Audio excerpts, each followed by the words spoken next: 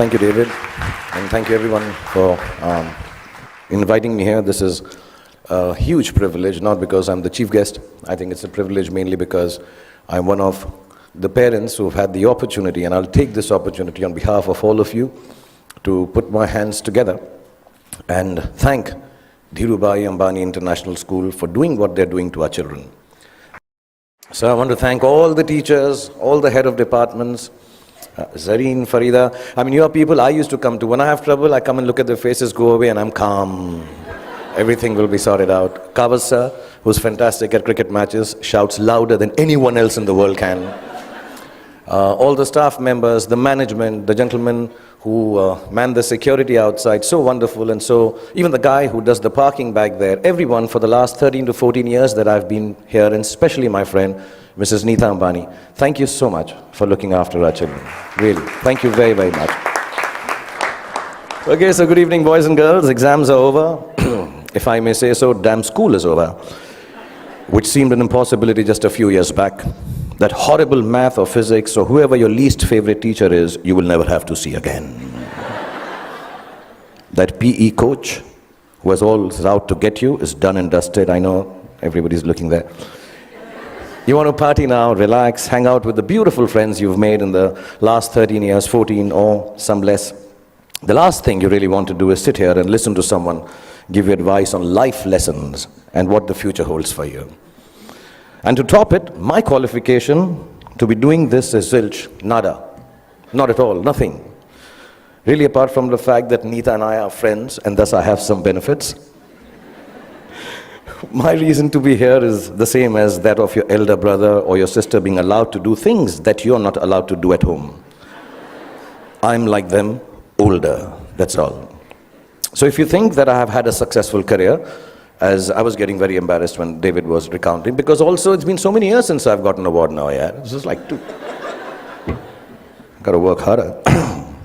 So also if you think I've had a successful career, a great past performance and my experiences of it are no assurance that it'll work in the future for you or work for you at all. And anyway, none of what I say today you will remember as soon as you're out of here. Or maybe even earlier, because you're still sleeping from the big party you guys had last night. What I say may make sense to your mom or dad, who will remember it some years down the line, and they will also remember it for all the inappropriate things that I'm going to say tonight. But you are here, and so am I, so I promise to keep this extremely crisp and sharp. 20 minutes, tops.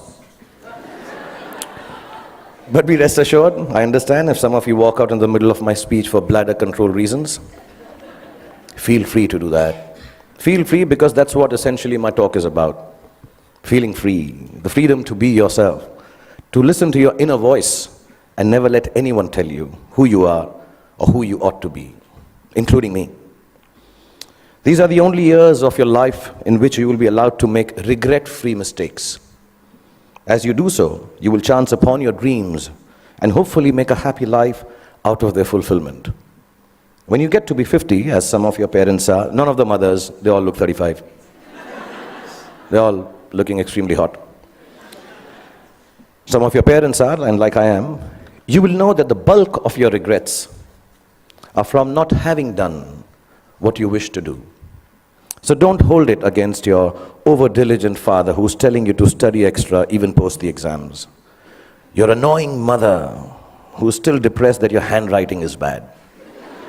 You know, she doesn't understand. If it was bad 5 years ago, chances are that your handwriting is not going to improve for the rest of your life, ever. Ma'am, get that clear. It's not going to happen. But let me assure you, squiggles and ants and mosquitoes on paper won't kill your career. Any doctor here will tell you, indecipherable hieroglyphics may actually be a career booster. Don't be angry that your parents tell you that friend of yours is not good company, he is spoiling you. And please don't hold it against them when they tell you, he's a movie star's son, he'll become a hero, what about you?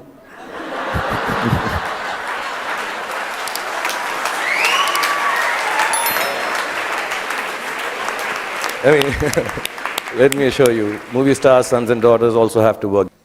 Basically, just don't grudge the old man and the old bag, ever. All us parents try to do is to make you happy with your choices by annoying you with ours that are actually your choices anyway.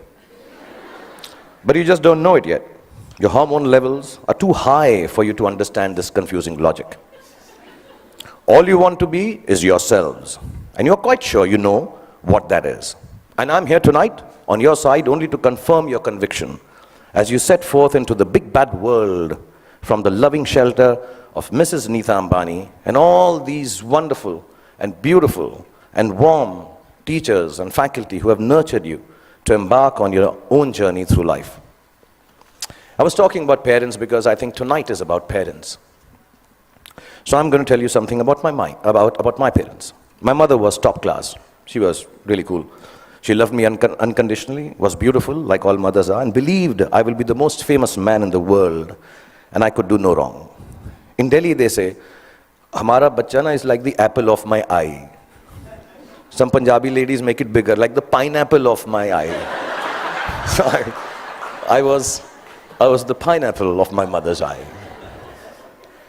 And my father was a gentleman. He was very educated, masters in law, extremely intelligent, knew 7 languages, had traveled the world, knew his politics, fought for the freedom of our country, India, and excelled at sports like hockey, swimming, and polo. He could cook and recite poems and knew the capital of every country in the world.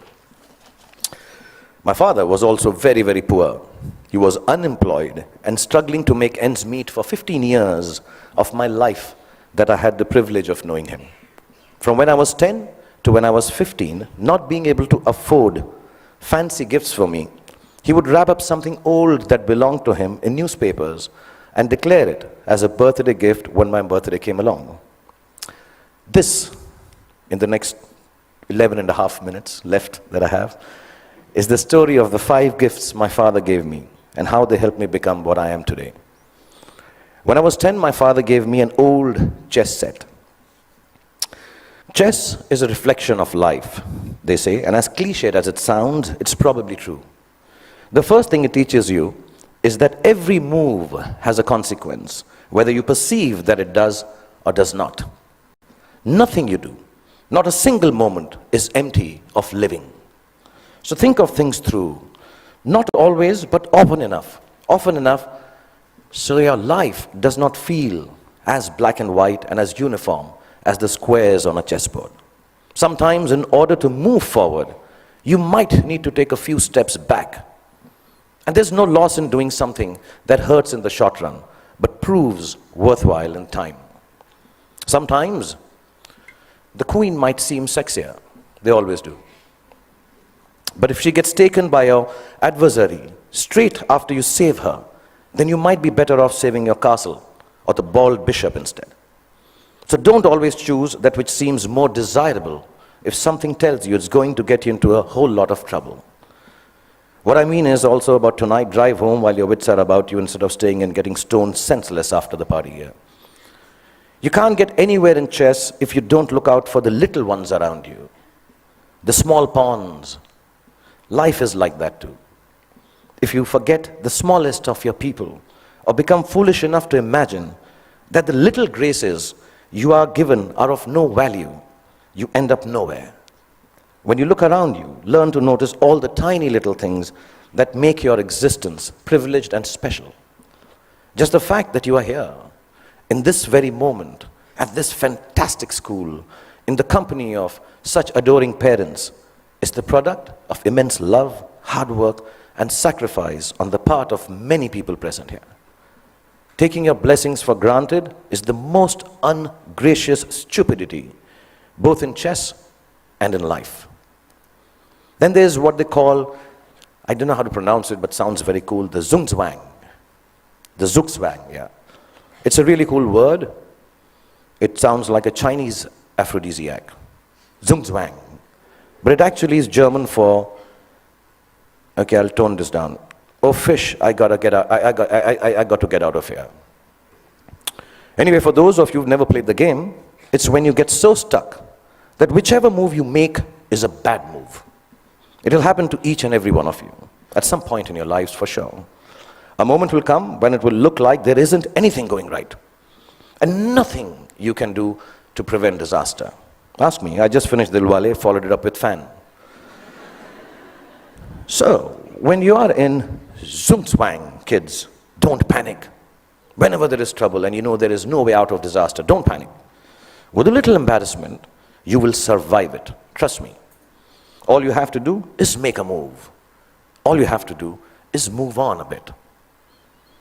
As the Cheshire Cat in Alice in Wonderland said, when Alice came to the fork in the road, if you don't know where you're going, it doesn't matter which road you take. I will add to it. As long as you take one road and don't keep standing in the middle of the fork until a truck runs you over. Often in Zugzwang, your enemy wins that particular move, but mostly you end up winning the game. There were no computers when I was a kid, nor were there iPhones for us to Google pornography on, while our parents were busy checking their selfie likes on Instagram. One of the most precious gifts my father gave me was an Italian typewriter. I learned how to use it from him, how to roll paper into the roller and press the lever, you know. I don't know if you guys have seen a typewriter. Google it, yeah. Yeah, the clicking sound of the letters as I pressed them with my fingers, forming words on blank pages, fascinated me. To use a typewriter well, you needed diligence. One wrong letter, and the whole exercise had to be started all over again. We used something called Typex to erase our mistakes in those days. Not to sniff at during math classes. But too much Typex in math classes or in typewriting is unacceptable. So we had to learn how to move our fingers accurately, to make words out of thoughts with efficiency, and do it over and over again till we got it just right. As an adult, I have come to understand that there is nothing of more value than your capacity for diligence and your ability to work hard. If you can outwork your adversaries and your employees, you can ensure your own success in whatever it is you choose to do. Whatever you're doing, do it once. Then do it one more time, even more carefully. Practice will make everything seem easier. Be diligent. Be thorough. Think of every job you do as the first one. So you have to get it right or you won't be able to impress everyone. And at the same time, do it as your last job, as if you will not get a chance to do it again ever. Don't just outwork yourself. Only parents clapping. In fact, you can outwork yourself. If you can outwork yourself, then pretty much nothing can prevent you from glorying. Then my father gave me a camera. And the most beautiful thing about it was that it did not work. We all have those Leica ones, old ones, which don't work, look really cool. I learned that things don't always have to be functional to fulfill a need. That sometimes when things are broken, the greatest creativity emanates from their fragments. I found myself looking at my world magically through the unusable lens, and the fact that there was never any actual photograph to see taught me my most important lesson yet. That creativity is a process of the soul. It does not need an outcome or a product for the world to accept. It needs only the truth of its own expression. It comes from within and makes of your world whatever you wish it to make. So don't be afraid of your own creativity. Honor it. It doesn't always have to be seen or approved by those around you. It is an expression of your deepest self, and it belongs as much to you as it does to the universe that nurtures and inspires it. All creativity is not for everyone to like or understand. All art is not up for sale. Some creativity has a bigger role to play. It is to keep you company when you're alone, when you need a friend, when the world doesn't seem to understand you. Your creativity, whatever that may be, I know a friend of mine who makes dolls out of bath bags from aeroplanes. Whatever your creativity is, your creativity will be the only thing that will keep you inspired and satisfied. Honor it to the end, whatever it may be. Mine is poetry. I write rubbish poetry. It's so bad that sometimes I cringe to read it myself. It's crap. But I write it. It is my secret place. It is mine to make me feel free and happy. So you find yours, and if the world loves it, good. If it doesn't, even better, because now you will truly have a friend. So keep your creativity intact. My father was a funny guy. He had the capacity to turn any kind of serious situation in a way that it seemed less stressful, with a bit of humor. Without a sense of humor, the world will always be a dull and dreary place. No darkness or despair should ever be beyond a good and a hearty laugh. I'm going to tell you a few incidents. If you're not bored, I have about 7.5 minutes left. We used to live on the 3rd floor of an apartment building, and as people on 3rd floor tend to do, my friends and I used to throw things down from the balcony. You know, wrappers, tidbits, dog shit wrapped in newspapers, the usual stuff, yeah. One day, the old gentleman on the ground floor, there always is an old senile gentleman on the ground floor. He had had enough of our daily droppings. He charged at us, yelling at the top of his voice, "Bhai Saab, upar se cheezein niche aati hain. Upar se cheezein niche aati hain." And you know, the whole mohalla, the colony emerged to witness the spectacle. My father was there, I was mortified. And he kept screaming, "Upar se cheezein niche aati hain." And my father calmly looked at him and said, "Chacha ji, upar se cheezein niche aati hain, ये Newton ने बहुत सालों पहले बताया था. आप कोई नई बात बताओ, अंदर बैठ के चाय पी के बात करते हैं." And it instantly diffused the situation. The old man smiled. We went into the apartment, worked out how dog shit needs to be disposed of properly over a cup of tea, and life was back to normal again. And there was another incident I'm going to relate. I had been eyeing this attractive, dusky girl who lived in our building. As smooth as I have always been with ladies, for some reason it occurred to me that if I blew up her letterbox with a Diwali cracker called Atom Bomb, she'd be very impressed with me. I've always been good with girls like that, yeah. I know things girls like. In this insanely romantic belief of mine, her letterbox soon exploded before her eyes. And I still don't know why the desired effect of running into my arms in slow motion was replaced with a screaming drama in which she flew up the stairs screaming, "Amma, come here, Amma, ingeba, Amma, ingeba." She was a Tamilian lady, yeah. I took my chance, and as all macho men should do, I fled the scene. A few hours later, the doorbell rang. I looked through the magic eye, and the mother of the love of my life was standing outside looking incensed. I found a place to hide. My father opened the door. The lady began to rattle off a complaint. "Your son this, your son that, sorry, my Tamil is not good, but it sounded like that." And he listened patiently and then responded, "You know, ma'am, as you were speaking, I was getting angry with my son. But then suddenly I realized how beautiful you are. And I can imagine if your daughter looks anything like you, how can my son be blamed for falling in love with her and behaving so stupidly?" The lady went silent as my father continued telling how beautiful she was. And then she became a little coy. Another cup of tea was had, and she said to me sweetly, "Beta, just because my daughter is so beautiful, you shouldn't behave badly with her. You should come home, sit with us, and be friends." So not only did my dad get me off the hook for blowing up the girl's letterbox, he actually got me inroads to a long, satisfying relationship with the love of my life that lasted 6 days. Because then I realized that dating beautiful girls has its downside. Every boy in the colony made advances at her, so I was regularly beaten up in my attempts to offer her some boy-friendly protection. But that's another story. The point being, learn to laugh at yourselves every chance you get. If you can manage not to take yourself too seriously, no matter how big a shot you become, or how lowly, useless, trivial you feel, you will instantly disarm life's power to beat you down. It makes you braver to face ugliness because it changes your perspective. Humor is actually the deafness to see the world, the reality, for the transient farce it really is. It's like a talisman for survival. Cultivate it and allow it to lighten every heavy moment. Wear it like a vulgar tattoo if you don't already have one. Don't ever let it get washed away in the turbulently beautiful seas of life.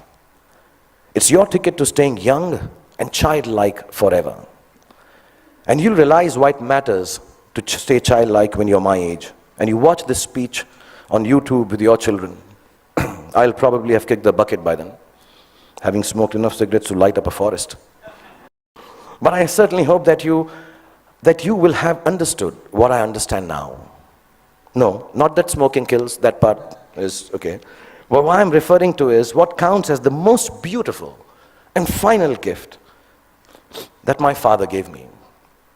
I only realized it was a gift on the day he died, when I was 15 years old. A gift your parents have given to you already. Yes, the singularly most exquisite gift you and I have been given is the gift of life itself. There is nothing that marks a man or a woman out from the ordinary more perfectly than grace. Grace is the consciousness that life is bigger than we are, and therefore our gratitude for it must match its vastness. It is the understanding that everyone we encounter, whether they are loving towards us or offensively abrasive, is a human like we are. It is knowing that experiences shapes human beings, and no matter how good we are at something or how successful we may become, we are never better than the other person. If you can live your life with grace towards those around you, you will accomplish more than you could if you became the President of America. That came out wrong, knowing that Donald Trump is so close to becoming the President of America. I didn't mean that. I'll rephrase that, guys. If you can live your life with grace towards those around you. Okay, actually, what the hell? Because I came here and told you a secret that I write rubbish poetry, I'm going to read out a poem and end this. This is the most rubbish poem you'll hear, but keep it in your heart because I'm the damn chief guest tonight. If you're after party, EDM, I assume this is the music. I thought I'd be very cool if I used the word EDM. Is EDM cool still? Class of 2016, is it cool? No? Okay. If you're after party, EDM, Stone Sunrise has found you, with dog-shipped wrappings and friends that will not confound you. And you start on this journey with a brave heart about you. If you live life with grace towards those around you, you'll get where you have to, and it won't astound you. If it isn't Ferraris and a White House that downed you, you won't need an entourage to always surround you. It's your truth you will have that will shelter and ground you. And you'll remember this day as the day that unbound you. From the walls of this beautiful school and the teachers, exams and all the rules that sometimes seem to hound you. And let me tell you, you all will be successful. Let me remind you. Now it was remind, but because it's not rhyming, so I...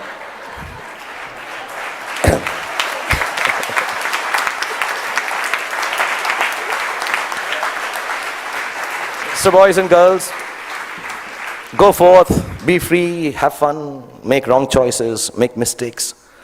You will still succeed because the gift of education you have from this wonderful institution called Dhirubhai Ambani International School. The love Nita has given you and the genes that your parents have provided you with will always look after you. And when you succeed, don't forget to thank your least favorite teacher, because he or she actually cared for you the most. Love you all and be happy. Thank you.